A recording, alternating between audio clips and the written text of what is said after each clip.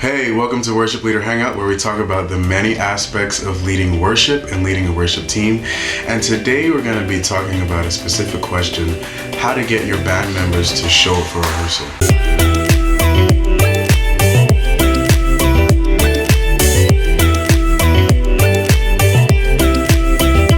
This question came about because I was at a worship leading conference, and somebody in the congregation asked this panel the question, and unfortunately the panel actually did not answer her question. They prayed with her. I don't know if it was oversight, but they didn't answer her question, and so we want to answer that question today. Yeah, absolutely. And you told me she started crying. Yeah, she started crying when it upset her so much. Not that they didn't answer her question, but that she was just really concerned that her band members weren't showing up for rehearsal. And I think this problem stems from a greater problem in that a culture needs to be established within the worship team. It does, yeah. I think that your people don't want to show up for multiple reasons. Not that everybody has a problem with their team members showing up to rehearsal. Probably most churches don't. They want to be there. They know it's important, an important part of what we do. But there's a couple levels of this, and I feel like she may be new to the church, and it may, some smaller churches are kind of like, us and them. They have this mentality that, we're always going to be here. We're always going to be a part of this church, and you're coming in. Yeah, we hired you or whatever to help out, but this is just the way we do things. And we don't know this for sure, but she may be a brand new worship leader and a part of this church and saying, hey, I want to have a rehearsal. They may not have had a rehearsal in the past. And she's like, I want to have a rehearsal. I know that we are called to be better at what we do. We're called to lead people in the presence of God, and we're called to excellence. And she feels like, okay, and to be able to do this, we need to have a rehearsal.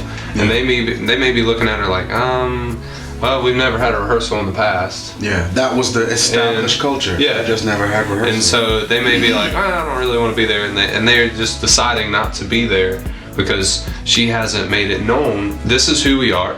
This is who I am as a leader.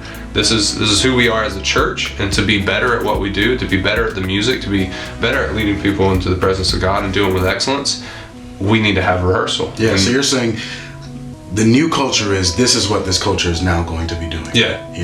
This is who we are now. Yes. I think some worship leaders, they know that that's probably what they need to do, but they are fearful over losing people. Yeah. I often think we're concerned about sometimes the feelings of that person.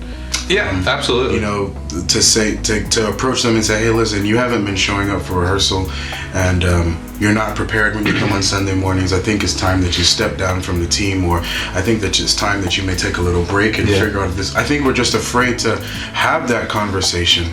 And it is that fear of losing people, and then also people look at you like, oh, you're just, you're just all about you and what you want to do. But I think you have to take into account, you have a whole lot more team members looking to you for leadership. That's right. And you can't be concerned. It's not that you're not concerned over the one team member. We always want to be concerned about everybody, but you cannot fail all these other team members. Yeah, for popularity. Yeah, exactly. Yeah, even if that person is a big part of the church too. Yeah. I know that's hard. That person, they may play drums, or they may be one of your main musicians or singers, but they also are a big part of the church and a big part of, they might be a deacon or a part of the finance team or whatever it is. And you feel like, well, if I start leading that person and saying, okay, rehearsals are mandatory, you got to be here, and they stop showing up, or they just don't want to show up because they've never done that before, then you're looked at like you're trying to be over them, which you technically are. God's called you to that position. He's called you to make that team better. So you got to be bold, but there is a way to do that, and it is just to say, this is who we are as a church. Yeah. This is who the church is. This is the church's culture. Yeah. And of course, you have your pastors backing on that, but this is who we are as a team, and I want you to be that. I want you to be a part of that. Yeah. And if you don't want to be a part of that, then you can't be a part of the team. Yeah. It's hard. It's hard to say that. Yeah, and so you were telling me earlier that the problem may not lie with the individual team member. The problem may lie in the leadership themselves. Right. So elaborate on that more. I don't know her, the girl that asked the question initially, but it could be that she doesn't use the time in rehearsal wisely. It could be she's so super spiritual that, you know, she's devotioning and praying for, you know, 30 to 45 minutes. Rehearsal's only an hour and a half.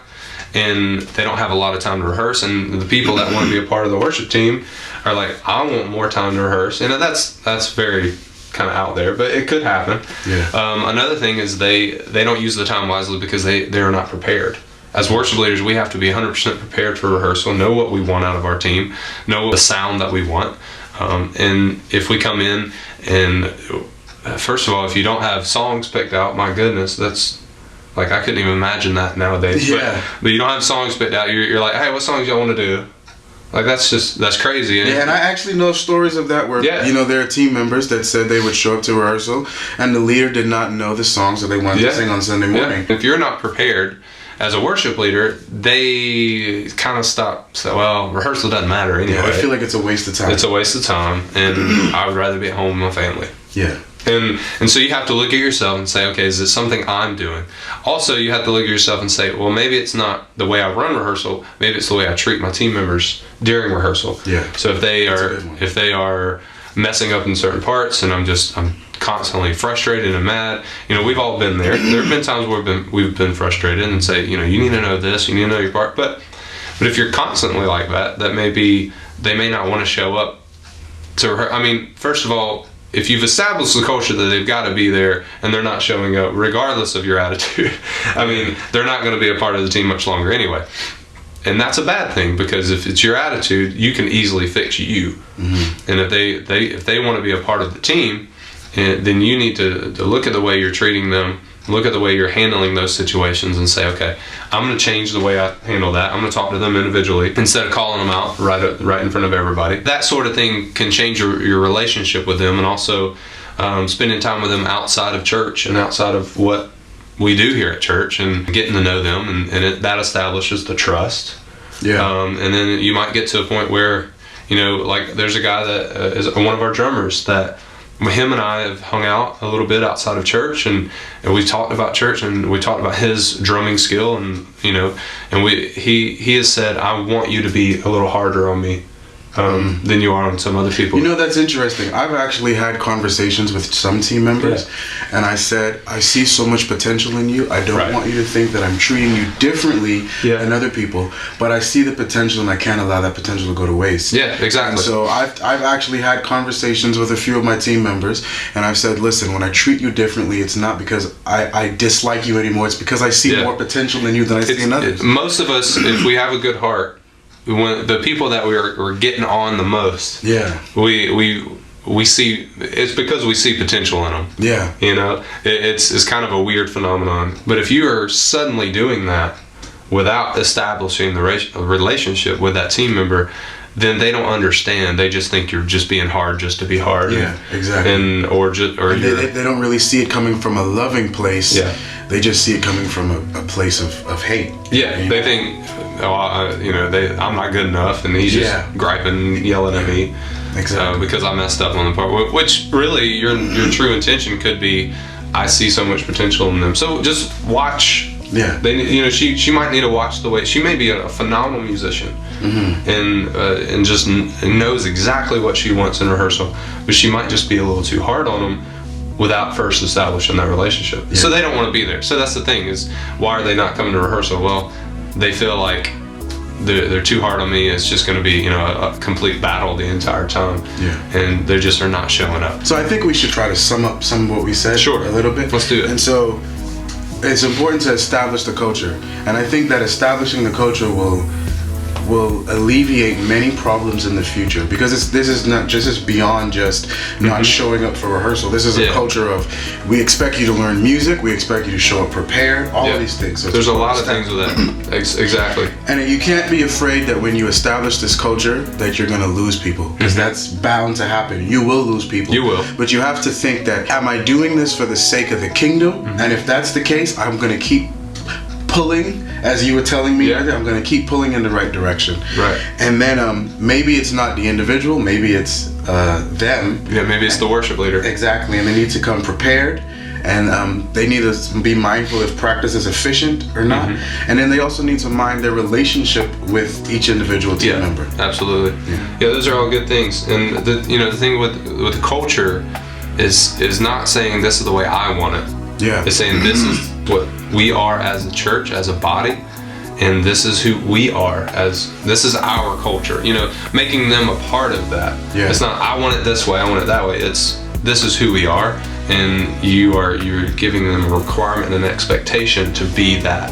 And like you were saying, if somebody does leave, that may be exactly what your team needs. Yes. And they're able to do something else that they like to do better, or we don't want them to leave the church, but if they did, and now it gives opportunity for somebody else to be a part of that. Yeah. And so once you start doing these things, you'll see people wanting to be a part of rehearsal. Also, make rehearsal fun. Yeah. It doesn't have to be grind, constant work the whole time. You can laugh, you can, but that also might be why people aren't showing up, because it's too fun.